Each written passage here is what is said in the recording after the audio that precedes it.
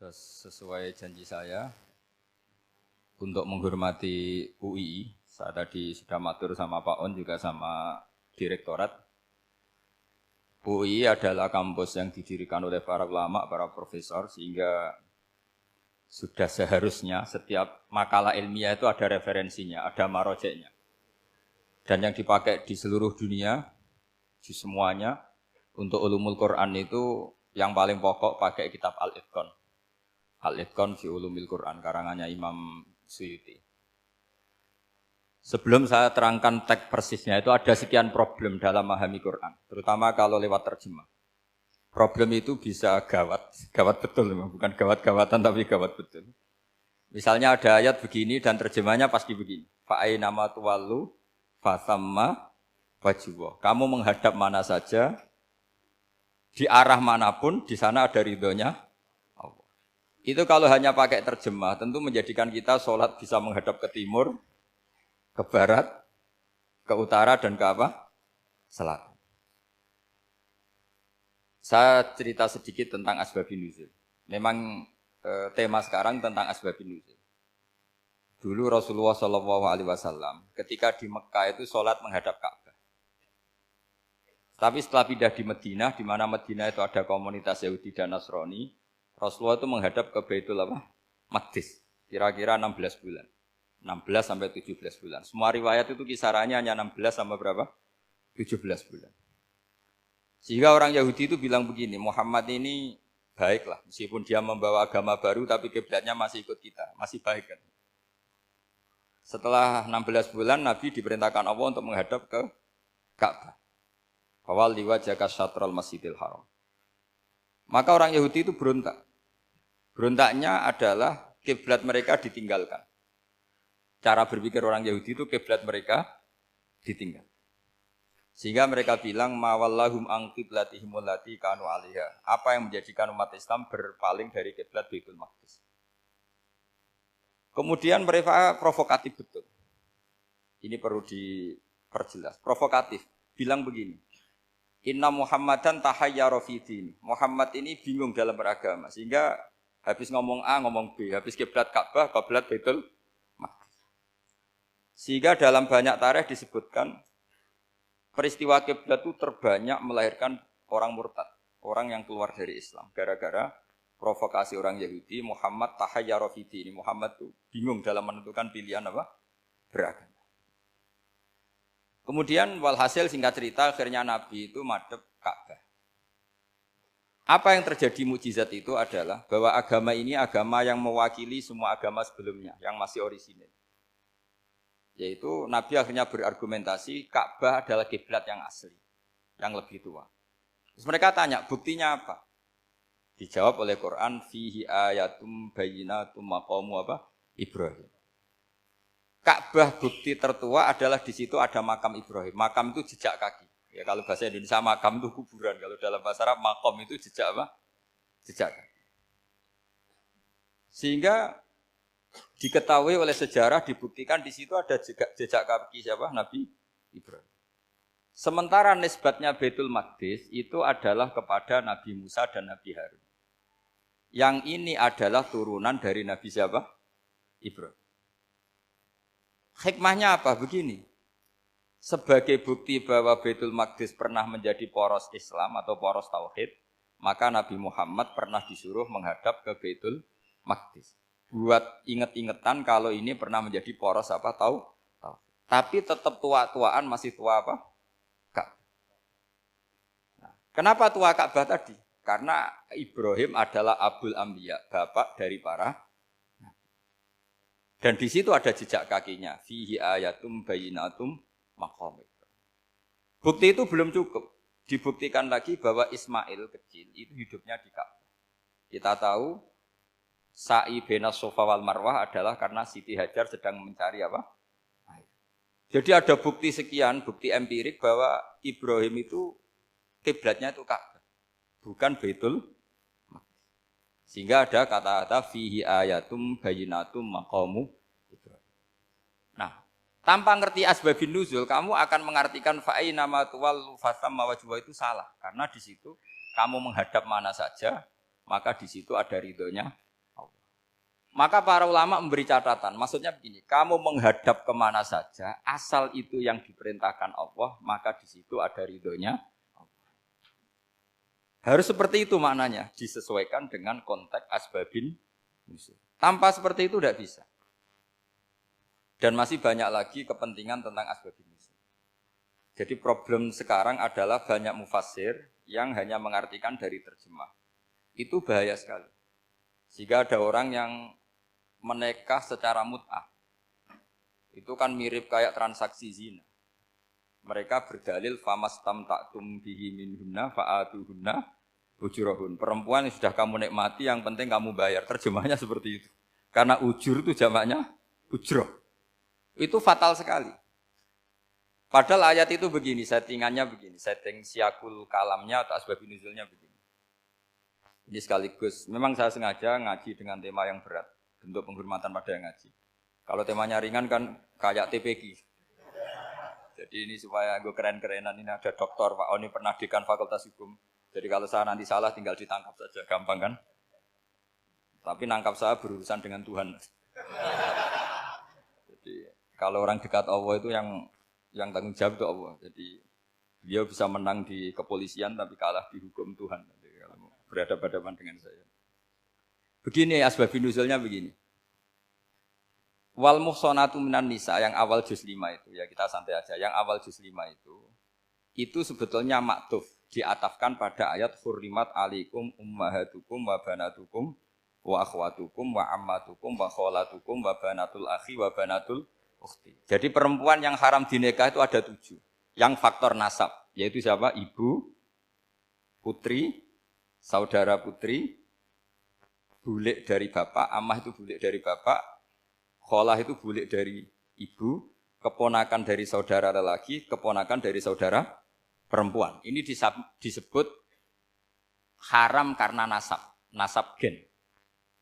Kalau orang Jawa bilang hanya 4, karena ngitungnya bulik, baik dari bapak maupun ibu. Kalau orang Jawa bilang kan bulik, terus keponakan, dihitung 1. Padahal ada keponakan dari saudara lelaki, ada keponakan dari saudara apa? Perempuan, wabanatul akhi, wabanatul ukhti. Terus kedua, haram karena rodok. Kita tahu dalam hukum Islam, rodok adalah sama dengan nasab. Jadi ibu yang pernah menyusui kamu berarti jadi ibu kamu. Dan saudara sepenyusuan berarti menjadi saudara kamu. Ini disebut wa ummahatukumul lati arda'nakum wa akhwatukum minar rodok. Terus ketiga, haram karena musoharoh, karena besanan. Jadi pagi ini misalnya saya nikah dengan Sri, bilang qabil tu nikaha wa taswijaha bil maril madkur. Setelah nikah dengan Sri ini otomatis ibunya dia menjadi mertua. Otomatis haram saya apa? Nikah. Ini namanya haram karena musoharoh. Atau kamu punya anak Zaid. Zaid pagi ini akad dengan Sri. Berarti Sri adalah menantu Anda. Otomatis haram bagi Anda. Itu namanya haram karena musoharoh, karena bisanan. Itu yang disebut waroba haram-haram itu kan saat terus itu wa ummahatu nisaikum. Ibu dari istri-istri kamu. Memang ini agak jelimet, tapi memang syaratnya mufassir harus biasa jelimet. Jangan hanya nyari partai ayat-ayat untuk kepentingan partai. Wah, itu ngeri. Kacau Quran dipakai kampanye.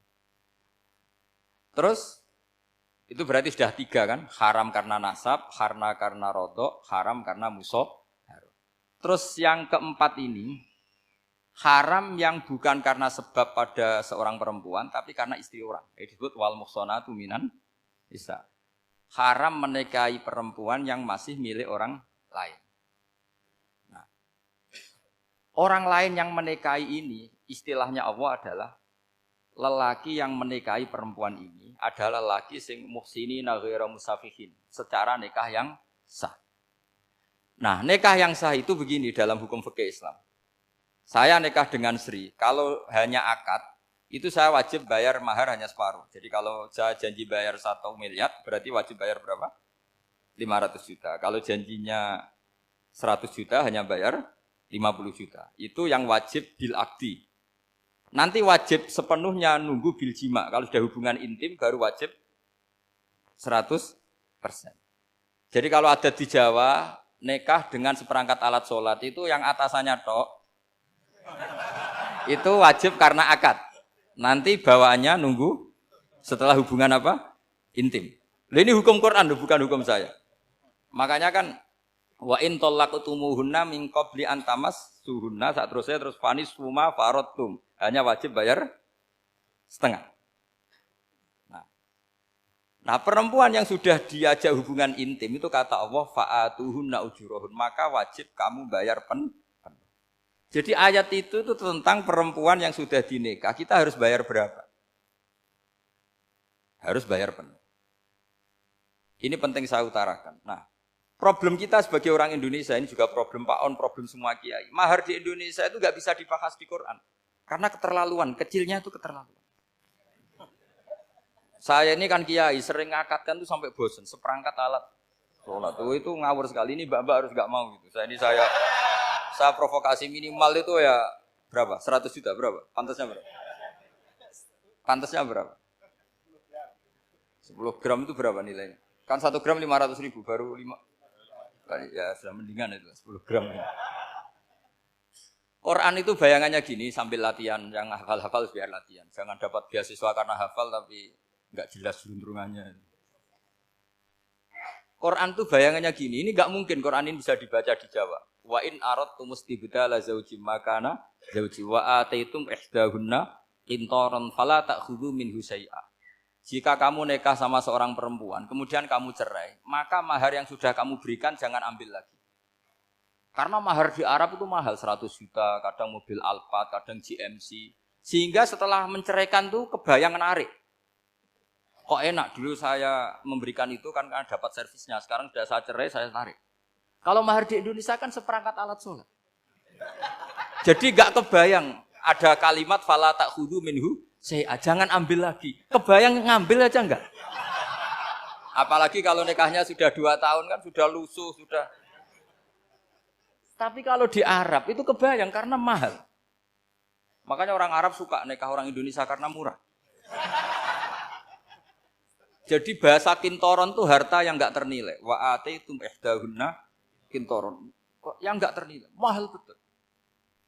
Itu pernah saya hitung, ada yang mahar itu 400 juta, ya sekira segitu. Nah, makanya setelah dicerai Allah memperingatkan setelah kamu kasihkan ya jangan minta lagi. Kenapa kepikiran minta? Karena jumlahnya besar. Kalau di Indonesia kepikiran enggak minta. Enggak kepikiran, saking kecilnya. Seperangkat alat sholat kadang 1 juta. 1 juta itu setelah hubungan intim. Sebelumnya yang wajib hanya 500. Itu kan gak kebayang.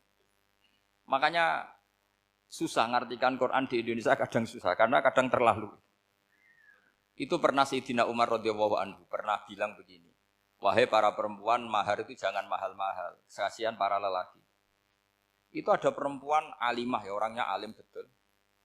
Meskipun gak pernah sekolah di UI, tapi alim gitu. Itu usul langsung gini, ya Amirul Mukminin, laisa dzalika laka ya Amirul Mukminin. Waqad qala ta'ala wa ataitum ihdahunna qintaran. Kamu hanya seorang Amirul Mukminin, tidak berhak bikin aturan pembatasan mahar. Allah saja tidak batasi, kenapa kamu batasi? Sehingga dulu yang namanya nikahnya Sulaiman Agung atau Jamaluddin siapa Ratu Agung itu, kalau hadiah ya sampai tas mahal itu. Ini kan dari bahasa Arab mumtaz mahal. Mumtaz itu istimewa, mahal itu dia punya istri yang sangat dicintai, dikasih hadiah mumtaz mahal. Terus ilat Jawa jadi apa? Tas mahal. Itu sama Mujid Ulil Albab kalah. Itu kalau cerai kan kepikiran minta lagi. Dikasihkan yang baru. Tapi kalau di Indonesia tidak mungkin karena apa tadi?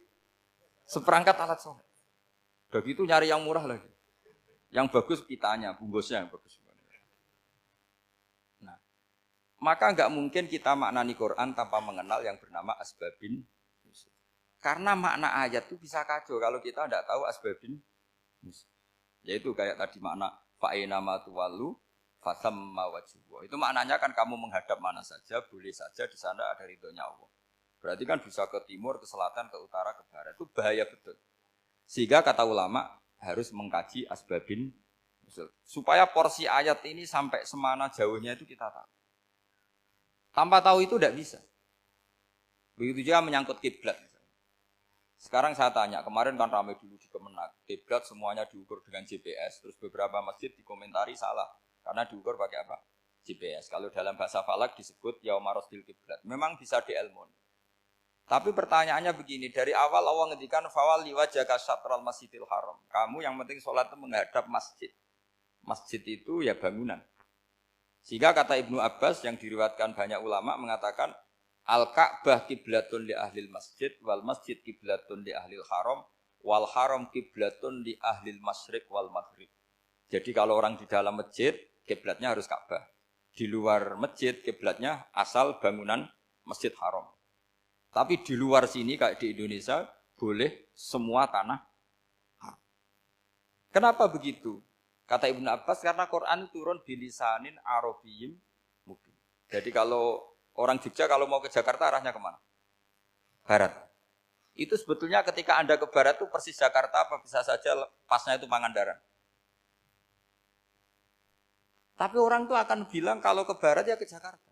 Meskipun presisi Anda tepatnya di Pangandaran. Nah kiblat seperti itu, asal orang menghadap ke barat itu orang sudah bilang ke kiblat. Enggak usah sedetail misalnya harus pas Ka'bah. Saya pernah debat sama tim ahli Kemenang.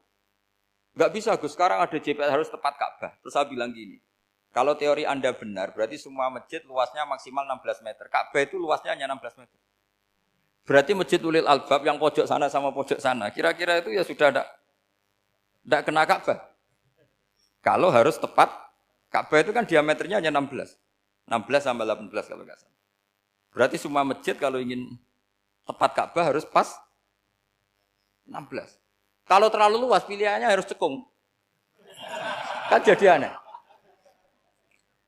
Makanya saya itu sering Pak, dulu saya ini biasa debat fikih. Kalau di tradisi pesantren namanya Basul Masail. Saya punya teman yang paling kurang ajar, yang paling saya kenang dalam sepanjang sejarah.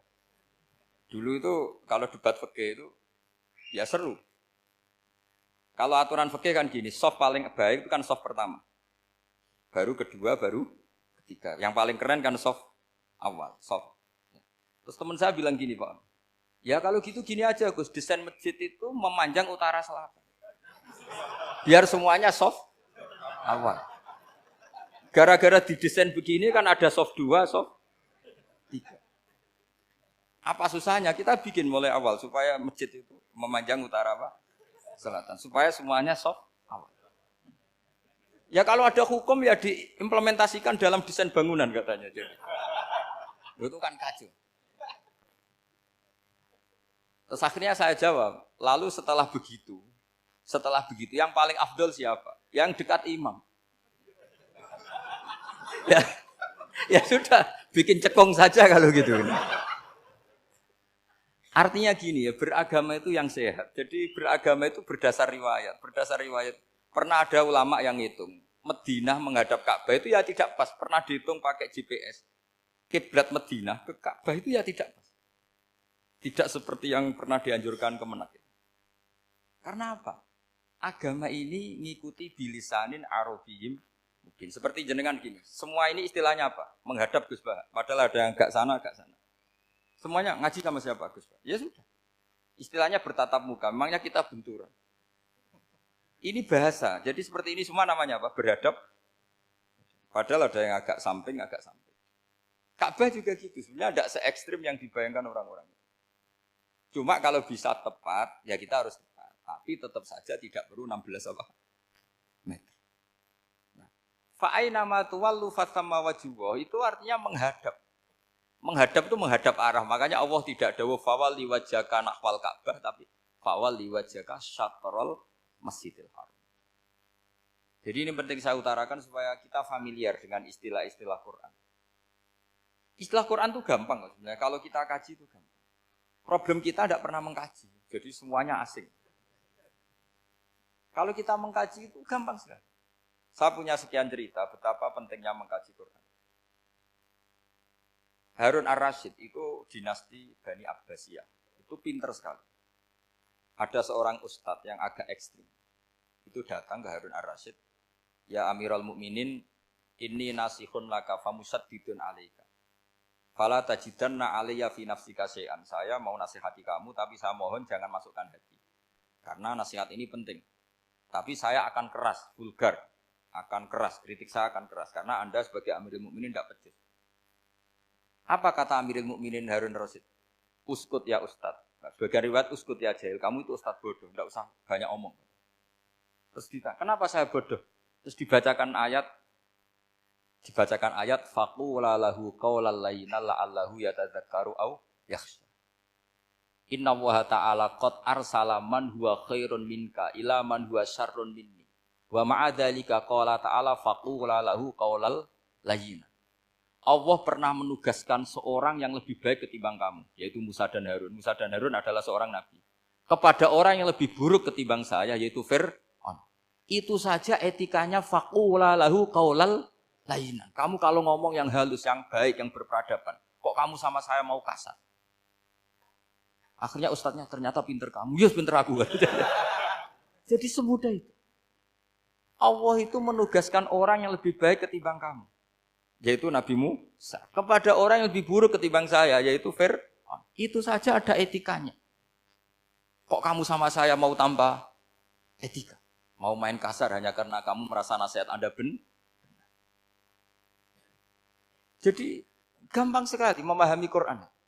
Tapi lagi-lagi memang bagi ahlinya. Tapi ini saya bantu supaya sampean jadi ahli apa? Quran. Meskipun ngajinya sebulan sekali.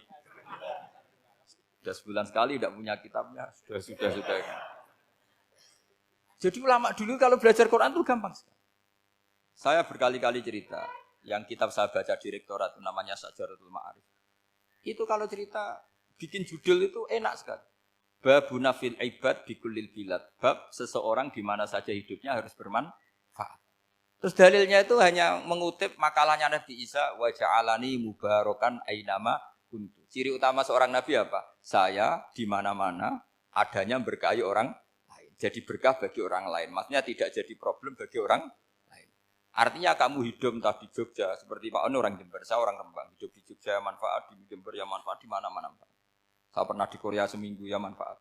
Saudara kita TKI yang di Korea ya manfaat, di sana bikin masjid, bikin apa.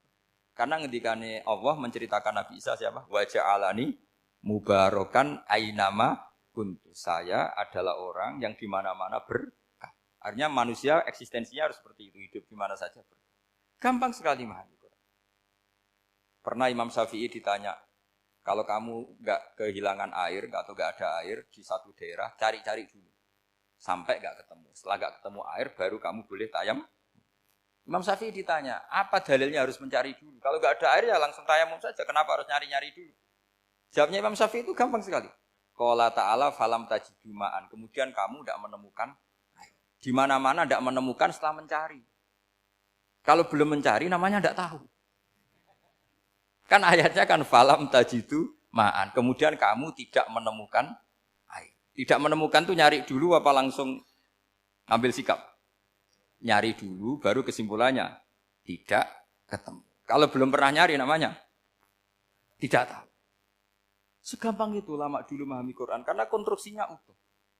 Yaitu mereka tahu betul bahwa Quran itu bilisanin Arabiyim. Ketika Futuhat Syam dulu itu dikuasai tentara Romawi. Era Sayyidina Umar Futuhat. Yerusalem dikuasai tentara Islam. Itu awal Sayyidina siapa? Umar radhiyallahu anhu. Ketika Futuhat mau ada pesta besar-besaran. Tapi Umar menolak. Ketika menolak, kenapa Anda menolak? Beliau hanya membaca ayat innallaha ta'ala ayyara qauman faqala adhabtum thayyibatikum fi hayatikumud dunya. Allah itu mengkritik satu komunitas kaum yang zaman di dunia menghabiskan semua kenikmatan. Maka kita tidak perlu syukuran besar-besaran. Jangan-jangan jatah kita di akhirat kita habiskan di dunia. Itu adhabtum thayyibatikum fi hayatikumud. Semudah itu. Semudah itu ulama. Rasulullah pernah dahar, pernah makan. Makan karena 3 hari enggak makan, cara di Indonesia enggak makan nasi, enggak makan daging, sudah lama sekali. 3 hari Nabi itu hanya makan kurma dan air putih. Pernah Nabi enggak makan roti sampai 3 hari. Kalau Indonesia mungkin enggak makan nasi. Di hari ketiga ada sahabat yang berbaik hati, Nabi disembelihkan kambing, dipotongkan kambing, Nabi disuruh dahar. Itu baru dahar setengah piring, Nabi berhenti. Ketika ditanya, setengah piring itu kan sudah kuat untuk sholat, untuk apa sudah kuat. Ditanya, ya Rasulullah kenapa berhenti? Bukankah engkau tidak makan ini 3 hari? Nabi menjawab walatus alunna yauma idzin anin naim. Semua nikmat yang saya rasakan nanti ada pertanggungjawabannya. Makanya saya tidak ingin banyak-banyak. Wah itu kalau diterapkan di sini enggak populer. Makanya saya tahu gayanya ngaji Quran itu enggak siap dengan konsep-konsep Quran ini. Jadi segampang itu orang dulu. Nah karena apa ya itu tadi. Mereka tahu asbabun nuzul. Quran itu diturunkan dalam konteks apa? Lafat ini arahnya kayak apa? Mutlak muqayyadnya kayak apa? Muhkam mutasabihnya kayak apa? Nasah mansuhnya kayak apa? Nah sedikit saya cerita ini mungkin contoh terakhir supaya agak lama-lama nanti bingung kalau lama. Yang bingung ya saya. Bingung cara memahamkan. Jadi kalau guru itu kan bingung cara memahamkan. Kalau murid bingung cara memahami. Enggak tahu tingkat kebingungannya sama. Kalau guru itu bingung cara memahamkan. Kalau murid bingung cara. Jadi ini pertemuan dua kelompok bingung. Yang satu bingung cara memahamkan, yang satu bingung cara. Kalau orang ekstremis bingung cara merusak suasana. Nah, itu enggak benar itu. Ada loh. Rasulullah itu nabi. Itu paling pusing yang ngadepi orang-orang yang ekstrem. Karena apa? Cara berpikir itu lompatannya itu enggak tertib. Jadi Nabi itu cara berpikir itu kecerdasan nubuah. Sementara orang ekstrim cara berpikir itu kecerdasan nafsu. Bukan kecerdasan manusia. Kalau manusia masih baik nafsu. Misalnya begini, kalau dalam tradisi nubuah itu. Saya dengan Pak Anu berteman lama, mulai tahun 2000 berapa. Itu kalau Pak Anu bertamu ke saya, harusnya tidak usah tak kasih makan. Karena sudah dekat. Tapi kalau kenalan baru itu dikasih makan, disangoni. Jadi Nabi itu perilakunya agak unik. Akhirnya ada orang yang cara berpikir itu dangkal. Ya Rasulullah ini tidak fair. Yang iman lama tidak diservis, yang iman baru diservis. Cara berpikir Nabi begini. Orang Ansor itu kan sering memberi Nabi. Perjuangannya Nabi ditopang orang apa? Ansor. Donatur lah, kira-kira orang Ansor itu donatur. Donatur itu keren. Karena donatur itu artinya al-yadul ulya khairum al-yadis. Sehingga ketika Nabi sudah menguasai negara, menguasai Mekah, Madinah, sudah futuhat, itu orang Ansor tetap enggak diservis.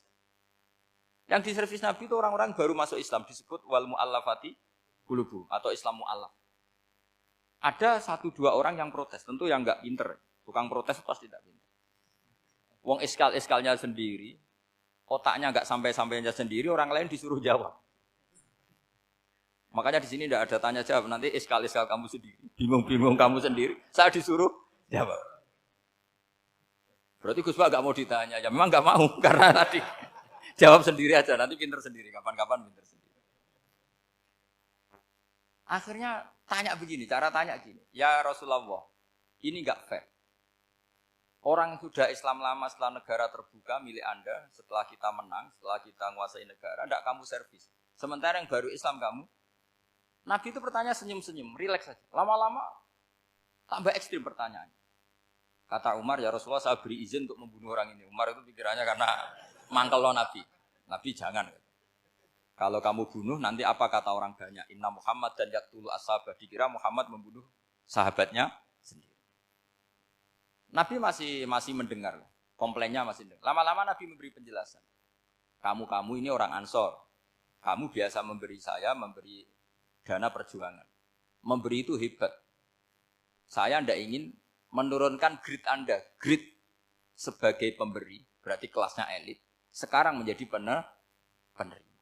Itu tidak bagus. Itu betapa Rasulullah ini namanya kecerdasan nubuah. Kalau orang biasa memberi, biar memberi saja. Supaya dia tetap heroik, tetap patriotik, tetap keren. Karena mentalnya pemberi. Jangan sampai dari mental memberi, kemudian mentalnya peminta. Jadi kalau Pak On jadi tim suksesnya Pak Jokowi itu ya tidak minta-minta. Kalau dulu kampanye ya kampanye saja. Biar memberi terus nggak pernah minta. Meskipun akhirnya ya gelong. Tapi Nabi dulu didik gitu. Jadi orang Ansor itu nggak pernah diservis. Padahal jasanya kayak gitu. Supaya kelasnya tetap kelas elit, yaitu pemberi, penanggung jawab. Nabi nggak ingin orang Ansor turun grade menjadi penerima. Orang-orang yang cerdas nubuah menerima konsep Nabi seperti itu. Lo tanya sama Pak On, saya dadani terjemahan UI itu puluhan tahun sama Pak. Itu beliau ke kontrakan saya ke rumah beliau. Tidak pernah berharap apa. Saya sangat tertutup. Bukan apa-apa ya, kalau ingin memberi saja. kontribusi saya pada Al-Quran. Saya tidak kepikiran mendapat. Supaya heroik. Tapi orang-orang yang cerdas tadi, cerdas amatir tadi, ini nggak fair. Wong yang memberi lama kok dapat servis sedikit. Nah, sekarang itu problem zaman akhir sudah mulai seperti itu. Nah, orang ini namanya Dzul Khuwaisirah. Ini yang nanti punya anak turun Khawarid. Khawarid itu orang yang ibadahnya hebat, tapi cara berpikir tentang nubuah salah. Orang lagi Khawarid itu orang yang ibadahnya hebat, tapi cara berpikir nubuah salah. Nubuah itu unik. Nubuah itu cara berpikir tadi. Apa ya? Melihat sesuatu yang benar biar benar terus. Gitu. Yaitu tadi, mental memberi itu ya biar memberi terus, tidak usah di-share. Maka ketika Abu Bakar jadi khalifatul Rasulullah, itu ada sistem kepegawaian. Itu gajinya Umar yang sudah Islam lama, gajinya Abu Bakar yang sudah Islam lama. Itu sama Abu Sufyan sama, padahal Islamnya Abu Sufyan baru setelah Fathu Mekah, kira-kira baru setahun. Terus diprotes sama orang-orang, ini Islam lama kok gajinya sama Islam yang baru setahun kok sama. Kata Abu Bakar, fadhailuhum indallah, mereka punya kelebihan Islam lama itu indallah, nanti balasannya biar surga. Kalau di dunia sesuai profesinya. Artinya profesi kalau penjaga kantor ya berapa, kalau dosen berapa, pokoknya ya sudah. Dan itu diterima oleh sahabat, semuanya nerima konsep itu. Era Umar agak dibalik. Abu Sufyan kira-kira gajinya 1 juta, yang lainnya yang menangi Nabi mulai awal gajinya 10 juta. Ditanya, ya Umar, kenapa ini jadi rubah seperti kebijakan Abu Bakar, tidak seperti Abu Bakar? Jawabnya Umar lucu. Fawwah la usawwi baina man qatala Rasulullah wa baina man qatala ma'a Rasulillah. Demi Allah saya tidak akan pernah menyamakan orang yang dulu merangi Rasulullah yaitu Abu Sufyan dengan orang sing selawase derekno Rasulullah yaitu Sayyidina Ali dan sebagainya. Ini penting. Artinya ketika gajinya orang saya seperti Ali radhiyallahu anhu itu tinggi itu bukan karena lamanya Islam, tapi karena lamanya iman. Jadi mulai dulu ijtihad itu ada dan dulu dia biasa saja. Karena tadi ada kecerdasan nubuah. Saya ulang lagi, ada kecerdasan apa? Sekarang itu kecerdasan tomak atau kecerdasan nafsu. Itu kalau sampai ngaji kitab tasawuf, itu bab bakhil itu tidak ada. Menurut kitab tasawuf, medit itu tidak ada, kikir itu tidak ada. Yang ada itu tomak. Tomak itu berharap dikasih orang lain. Sampai pernah enggak bilang kalau artis-artis di Jakarta kikir? Tidak pernah kan? Karena kamu tidak pernah ingin diberi. Tapi kalau kamu punya pacar karena kenal tidak pernah ditraktir, oh pacar saya kikir. Karena kamu ingin diberi. Pernah enggak kamu ngukumi orang lain kikir yang enggak kenal? Padahal tidak pernah memberi kamu. Apa kak? Karena kamu tidak pernah ini. Coba sekarang kamu saya tanya, ini latihan cerdas. Definisi kikir itu apa tuh Pak? Enggak pernah memberi kamu kan? Artis-artis Jakarta, tokoh-tokoh nasional pernah enggak memberi kamu? Enggak kan? Tapi enggak pernah kamu vonis kikir. Karena kamu enggak pernah tomak. Tapi pacar kamu, kok amin ditraktir terus? Atau istri kamu, atau mertua kamu, kok enggak ngasih warisan, kamu bilang kikir enggak? Sebabnya kikir betul apa karena kamu tomak, berharap? Tomak. Maka di kitab tasawuf itu enggak ada bab kikir, yang ada bab tomak. Karena asal usul menvonis orang kikir itu karena tamak. Maka jangan banyak kenal orang, nanti banyak hukum kamu. Sombong juga gitu, di tasawuf itu enggak ada bab sombong. Karena orang hukumi orang lain sombong itu karena kamu ingin dihormati. Ada orang enggak kenal, terus lewat saja enggak tanya kamu bilang sombong enggak kan? Tapi kalau kenal, oh sombong betul, kenal enggak tanya kan gitu. Jadi tasawuf itu sisi unik dari khazanah Islam. Makanya di tasawuf itu enggak ada kritik terhadap kikir. Ya tentu kikir itu buruk, pasti ya kikir itu buruk. Tapi enggak perlu dikritik. Jangan-jangan yang salah kamu. Wong kenal Pak On di PPAI terus ingin jadi sekretarisnya. Terus ingin kenal Pak Jokowi ingin jadi menterinya. Nanti kenal rektor ingin jadi pegawainya. Ketika enggak diturutin bilang Pak Rektor kikir. Tapi orang lain ya Kak pernah berharap. Mungkin enggak menvonis Pak Rektor atau Pak On ini kikir. Enggak kan? Berarti vonis kikir itu status orang itu apa enggak kesampaian niat kamu? Memang agak jelimet ilmu tasawuf itu, tapi itu unik. Itu bagian dari khazanah apa? Islam. Makanya Rasulullah itu sering isti'adzah minta perlindungan wa min toma'in fi ghairi matma'in. Ya Allah, saya tidak ingin berkeinginan yang tidak layak. Karena semua dunia ini dimulai dari keinginan. Coba kamu protes negara itu karena apa? Ingin makmur sejahtera tanpa kerja sehingga nyalakan menteri keuangan, menteri ini itu. Makanya kalau guyonannya ulama tasawuf begini, tak beri bocoran. Guyonannya orang tasawuf. Begini guyonannya. Anta lam tajid min nafsika kullama turid. Fa kaifa turidu min ghairika kullama turid. Kamu yang punya keinginan saja tidak bisa memenuhi apa yang kamu inginkan. Kenapa keinginan itu kamu timpakan ke orang lain untuk memenuhi kamu? Wong kamu yang punya keinginan saja tidak bisa mewujudkan. Kenapa keinginan Anda kamu timpakan, bebankan orang lain untuk memenuhi keinginan Anda? Misalnya kamu, Gus saya ini goblok, tolong pinterkan. Wong kamu yang ini saja tidak bisa. Kok menyuruh saya? Jadi kalau tiap tasawuf itu unik. Seperti kamu mencintai istri tulen, itu ingin kan dicintai istri tulen. Kamu sendiri kan nggak bisa cinta tulen, masih pelengahan sana sini. Kamu pacaran, ingin pacar kamu setia. Ternyata kamu bikin sekian alternatif. Kalau putus ini punya ini, putus ini. Tapi kamu ingin ini setia, kan nggak fair. Makanya guyonanya orang tasawuf itu, anta lam tajid min nafsika kullama turid, fa kaifa turidu min ghairika kullama turid. Gampang tuh apalane, pokoknya ratrit gitu aja gampang. Jadi kamu yang punya keinginan saja tidak bisa memenuhi. Kok orang lain disuruh memenuhi. Sehingga orang tasawuf itu malu betul. Misalnya saya kok ingin Pak On takdim sama saya itu kurang penggawean. Kalau saya ingin ditakdimi saya menakdimi diri saya sendiri. Makanya berbahagialah orang yang ngilu terus saya ganteng sendiri ya Allah. Saya kaya sendiri. Menunggu orang lain bilang kamu kaya itu repot. Menunggu orang lain bilang kamu hebat itu ya sudah bilang aja, ya Allah saya hebat, ya Allah saya ganteng, ya Allah saya cantik. Daripada menunggu orang lain bilang apa? Cantik. Jadi ilmu tasawuf itu unik. Jadi kalau fikih itu yang dikritik itu kikir. Kalau tasawuf enggak toma. Karena orang yang kamu vonis kikir itu jangan-jangan tidak kikir, tapi mementingkan yang lebih penting. Misalnya ada teman yang tidak pernah naktir kamu, ternyata punya ibu sakit, uangnya dianggarkan untuk ibunya yang sakit, atau anaknya sekolah, atau keluarganya masih butuh biaya. Sehingga sama teman dia kikir. Hakikatnya kikir apa mementingkan yang penting? Tapi kamu karena gak pernah ditraktir menvonis kikir. Nah, ini pelajaran. Jadi makanya yang dianteni ilmu tasawuf itu tamak tadi kalau dalam bahasa Indonesia, bukan kikir. Karena vonis kikir itu akan disematkan orang yang tidak kesampaian hajatnya. Makanya bapak saya itu keluarga kiai itu ajarannya itu. Yang penting jangan berharap dari orang lain. Ini Pak On saksinya, saya dulu benahin terjemah itu enggak pernah ingin diperlakukan seperti ini. Yang ngaji aja. Karena pikirannya keluarga kiai itu sederhana. Kalau ngamal ya ngamal saja. Ngamal itu heroik. Makanya buyut-buyut kita semua ini kan pahlawan semua. Membela negara Indonesia jadi merdeka. Ya enggak pernah kebayang jadi presiden, menteri. Tapi sekarang enggak, ngamal sedikit saja harus jadi menteri, jadi ini bahaya kalau dalam kelangsungan bernegara, karena orang biasa transaksional. Awal negara ini dibangun berdasar heroik, bukan berdasar apa? Transaksional. Tapi sekarang orang akan membiasakan itu. Apa-apa itu transaksional. Ini tidak bagus untuk kelangsungan bernegara. Apalagi kelangsungan beragama. Sehingga seperti saya ini masih punya desa-desa binaan di Sragen, di pedalaman Papua sekalipun. Saya punya santri banyak di Papua. Itu kalau cerita itu unik-unik. Itu mau Jumatan, itu enggak ada orang 40. Sudah datang setengah 12, itu datangnya 3 jam. Di situ mau ketemu santri 3. Semua, karena ya akhirnya mereka tanya gini, Pak.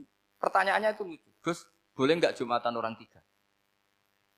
Secara fikih Syafi'i kan harus orang 40.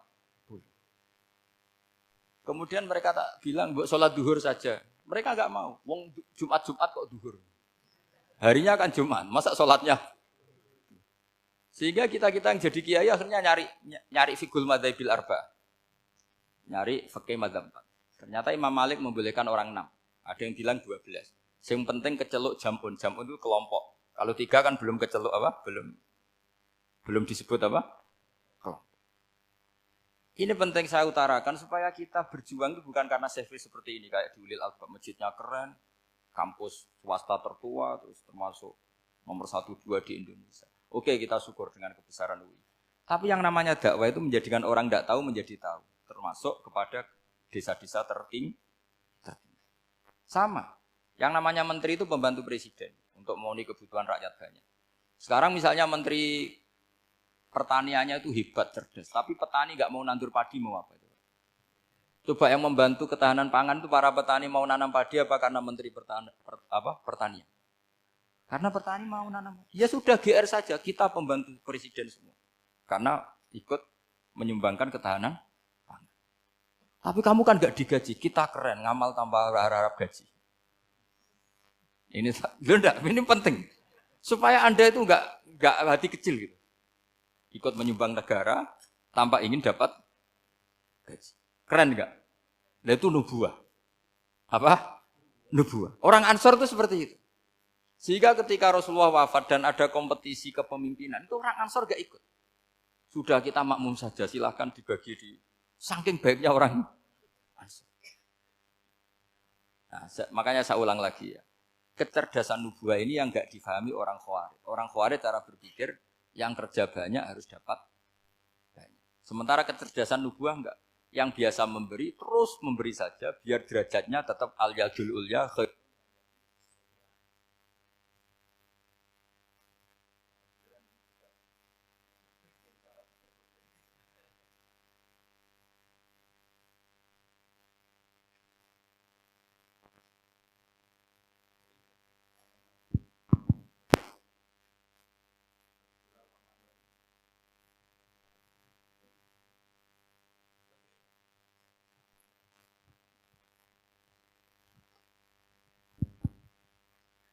Bismillahirrahmanirrahim. Ini saya baca supaya dapat berkahnya ulama-ulama dulu. Karena ini dikarang oleh ulama yang dipakai rujukan seluruh dunia.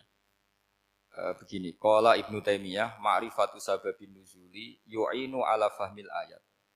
Jadi mengenali asbabin nuzul itu membantu memahami secara benar ayat itu. Karena tadi kalau ayat itu dipotong, itu maknanya bisa kacau kayak tadi famastam ta'tum bihi minhunna fa'atuhunna ujuruhun. Kalau diterjemah itu kan mendukung kawin mut'ah. Kalau terjemahnya saja perempuan siapa saja yang pernah kamu nikmati, yang penting kamu bayar. Itu kan aliran sesat dan menyesatkan.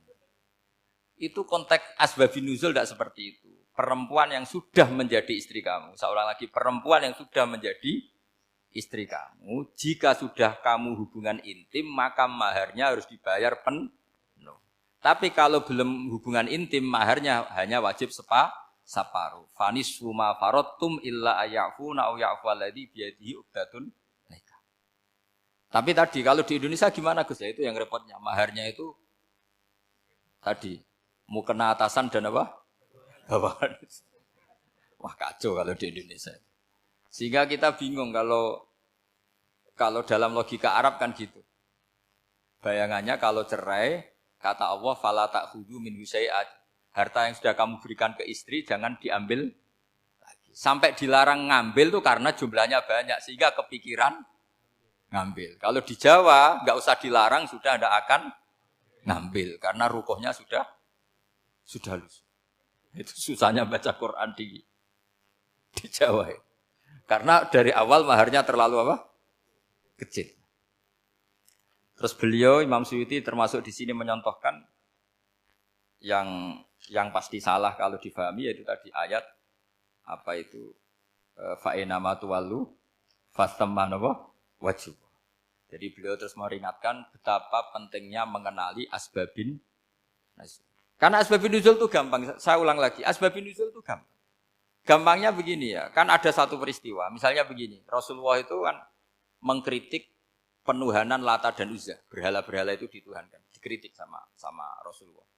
Kemudian mereka begini, karena mereka biasa personifikasi Tuhan, Muhammad, kalau Tuhan itu tidak Lata Uzza, dan itu terbuat dari batu, lalu Tuhan Anda itu dari apa?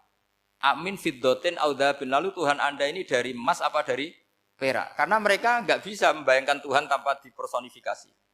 Terus Allah menurunkan qul huwallahu ahad, Allahus somad lam yalid wa lam yulad wa lam yakul lahu kufuwan ahad. Karena otaknya mereka sudah begitu, yang namanya Tuhan itu harus dipersonifikasi.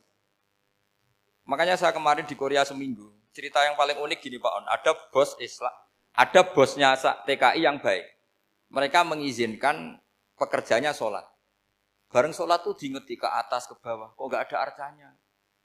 Sehingga setelah sholat dibilang, apa saya berikan berhala sekalipun? Karena enggak kebayang ada orang sholat kok tanpa berhala, tanpa Tuhan. Yang kamu sembah itu mana? Kok enggak ada? Apa tak belikan? Jadi unik. Nah teman saya yang satu unik lagi, dia termasuk pegawai Garuda yang derekno saya ke Korea itu orang pegawai Garuda. Dia karena orang kaya biasa ke Eropa kemana-mana itu. Singkat cerita dia sholat di mall karena nganggep Korea itu sudah negara maju kayak Eropa. Setelah sholat di mall pas asar itu, security-nya nelpon polisi. Pak polisi di sini ada ritual teroris. Jadi kalau menamakan sholat itu ritual teroris. Jadi artinya apa? Ritual-ritual yang kita lakukan itu macam-macam cara pandang. Orang ateis itu kan Cina kan Korea itu kan ya Cina lah, Korea, Jepang, RRC itu kan sipit Cina. Itu ya yang namanya ibadah sembahyang harus ada patungnya atau ada arcanya atau ada benda-benda itu. Orang Islam kan nggak ada sama sekali. Makanya mereka itu kok bisa? Problemnya kita, saya ulang lagi, ini problemnya. Problemnya kalau ada itu ya repot. Begini misalnya, ini masih tentang asbabun nuzul. Ini contoh terakhir, tentang masih asbabun nuzul. Umar radhiyallahu anhu, sahabat Umar itu kalau mencium hajar aswad itu sambil gedumel. Tidak berdoa, tapi gedumel. Masyhur. Itu ada di Bukhari. Alim tu annaka hajarun la tadur wa la tanfa. Walau la anni ra'aitu Rasulullah wa qabbalaka ma qabbaltuka. Saya tahu loh. Nyium hajar aswad dicium, tapi sambil gedumel. Saya tahu loh, kamu hanya batu, enggak mandoroti, enggak manfaati. Kamu jangan GR, saya cium itu jangan GR. Kalau saja saya tidak melihat Rasulullah mencium kamu, maka saya ada sudi nyium kamu. Dah gitu aja. Terus itu tiap nyium hajar itu tidak doa. Kalau kamu kan enggak minta kaya, minta macam-macam. Kalau Umar malah gitu. Nah, kenapa demikian? Itu ada asbabun nuzulnya. Umar itu saksi sejarah. Ketika Rasulullah Fathi Mekah, Nabi kan tawaf terus mencium hajar. Itu di belakang masih banyak orang kafir. Kebetulan Umar masih di sana. Sudah Islam Umar, tapi dia di belakang. Dengar orang-orang kafir, Muhammad itu tua aneh. Katanya melarang nyembah batu. Ternyata dia nyembah batu. Jadi Nabi nyium hajar aswad itu dikira nyembah. Katanya ngelarang nyembah batu, tapi dia kok nyembah batu. Karena Nabi mencium hajar aswad. Nah karena untuk menghilangkan stigmasi itu, Umar tiap nyium hajar aswad ngomong gitu. Ada kan ada sound system, mungkin jadi sound system. Supaya jelas bahwa penciuman ini bukan karena menyembah. Artinya mudah sekali kenapa Umar ngomong gitu. Karena asbabun nuzulnya seperti itu. Coba kalau kamu tidak tahu asbabun nuzul. Umar maksudnya gimana? Enggak doa, enggak apa kok malah ngomong gitu kan. Tapi kalau kamu tahu asbabun nuzul Umar itu yang mendengar komentar orang sama ketika kita tawaf itu kan 3 pertama kan kita lari-lari kecil. Itu ceritanya juga gitu. Rasulullah itu hidup di Medina. Terus diterkenalkan miskin. Medina itu kota wabak, kota penyakit, endemik. Dulu Medina, Yasrib itu kota endemik. Sehingga kata orang kafir-kafir Mekah, yaji uliha dalbet kaumun kot wahanat huma Yasrib. Nanti akan datang satu komunitas kaum yang sudah lemas karena kena penyakit TBC dari Yasrib. Nabi dengar itu, makanya terus bilang ke para sahabat, tunjukkan kalau kamu kuat dengan cara lari 3 kali. Terus pakai pakaian yang kelihatan maco, yaitu yang dipakai lelaki-lelaki. Bahunya dikelihatan. Nah, setelah Rasulullah wafat, Umar menggantikan beliau setelah Abu Bakar. Umar bilang gini, sebetulnya tawaf seperti ini, yaitu lari pertama 3 putaran pertama lari dan memperlihatkan pundak seakan-akan orang maco itu sudah enggak perlu. Karena alasan itu sudah tidak ada. Tapi ini tinggalan Rasulullah, maka jangan rubah ya tetap seperti ini. Akhirnya meskipun sudah tidak ada alasan tadi menjawab stigmasi orang kafir, tetap tawaf seperti itu. Jadi memang agama itu unik. Kadang kita harus tahu alasannya, tapi alasan itu kalau menjadi mahatul hukmi, pijakan hukum sah. Misalnya kamu terus bilang gini, ya berarti tawaf sekarang bebas, gak perlu seperti itu. Kan alasan itu sudah tidak ada. Nah di sini pentingnya riwayat. Riwayat itu begini, logikanya sudah enggak ada, tapi kaifiah itu, cara itu masih kita terus. Dan itu memang, saya ulang lagi, harus tahu asbabun nuzul. Saya beri contoh ya misalnya, wa idza darabtum fil ardi falaysa 'alaikum junahun an taqsuru minas shalah. Terus ayat di mana? In khiftum ayyaftinakumul ladzina kafaru. Jika kamu pergi dalam keadaan takut ditangkap orang kafir atau takut diculik orang kafir, maka kamu boleh mengqasar sholat. Itu jelas ada ayat in khiftum ayyaftinakumul ladzina kafaru. Jika kamu takut diculik orang kafir.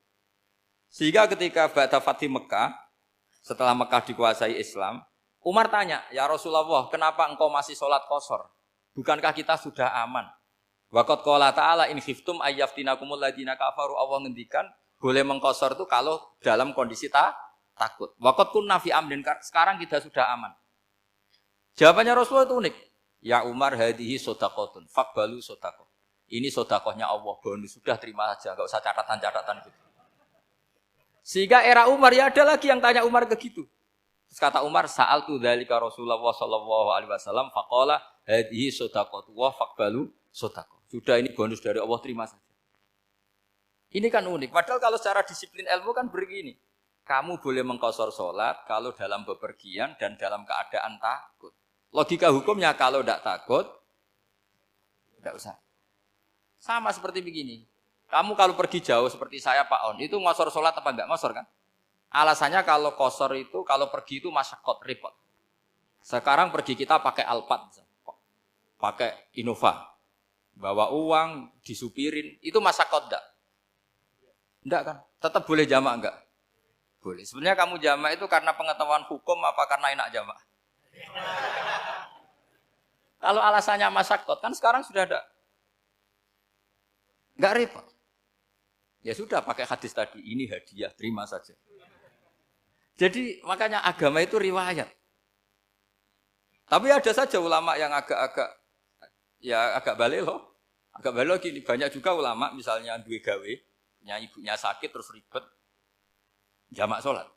Kenapa? Ribet ngurumat ibu. Makanya ada saja kiai yang duwe gawe mantu itu terus jamak sholat, tapi jangan ikuti. Tapi ada saja karena alasannya jamak itu karena apa? Repot. Ya ada saja, tapi ya jangan ditiru. Cuma saya ini cerita analisis hukum itu memang agak-agak unik.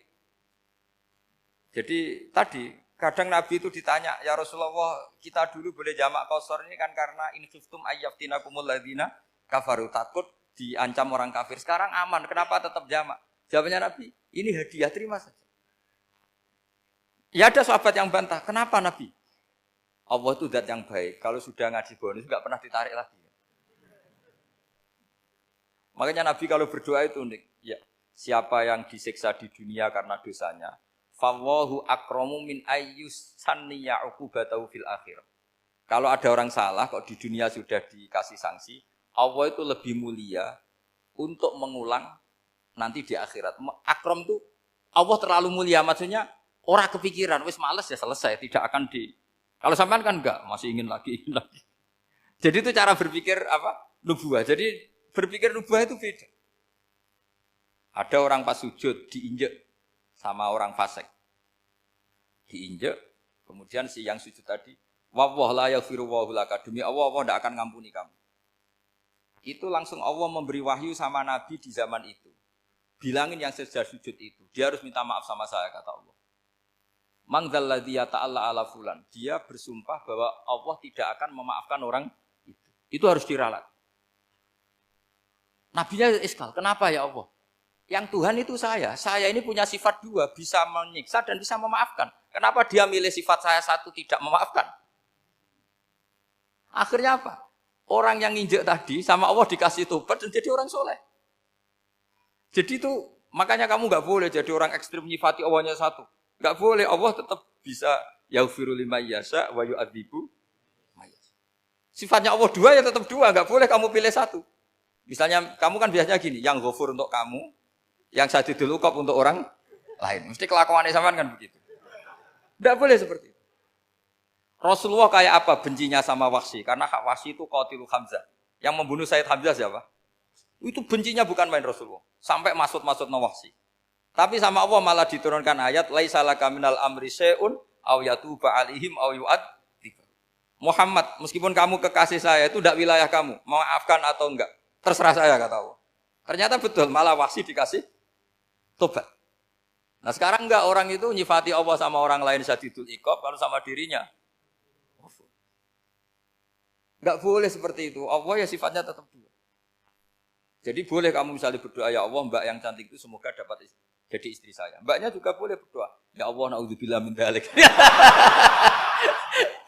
Jadi ini adu kekuatan, nanti terserah nanti Allah pihak yang mana. Kayaknya pihak yang perempuan mungkin. Karena kasihan kan kalau cuantik dapat orang apa? Jelek. Saya tuh andaikan boleh fatwa fikih, yang saya haramkan tuh orang jelek dapat orang jelek. Karena kasihan anak-anaknya, tahu-tahu jelek banget. Jadi itu kan kasihan itu. Jadi dalam Islam itu seperti itu. Jadi apapun benci kita sama musuh kita, Allah bisa saja memperlakukan musuh kita secara baik. Karena Allah itu yaghfir. Tetap kita harus sifati Allah yaghfiru liman yasha wa yu'adzibu. Jangan karena kita benci seseorang seakan-akan Allah sama dia pasti yu'adzib. Pasti menyek. Itu yang dicontohkan Allah kepada Rasulnya. Itu beliau tidak cocok sama Wahsy. Malah Wahsy dikasih petunjuk. Makanya terus ada ayat apa? Laisa laka minal amri syai'un aw yatuba alaihim aw yu'adzib. Muhammad, tidak wilayah kamu. Saya menentukan mengadab atau mengam.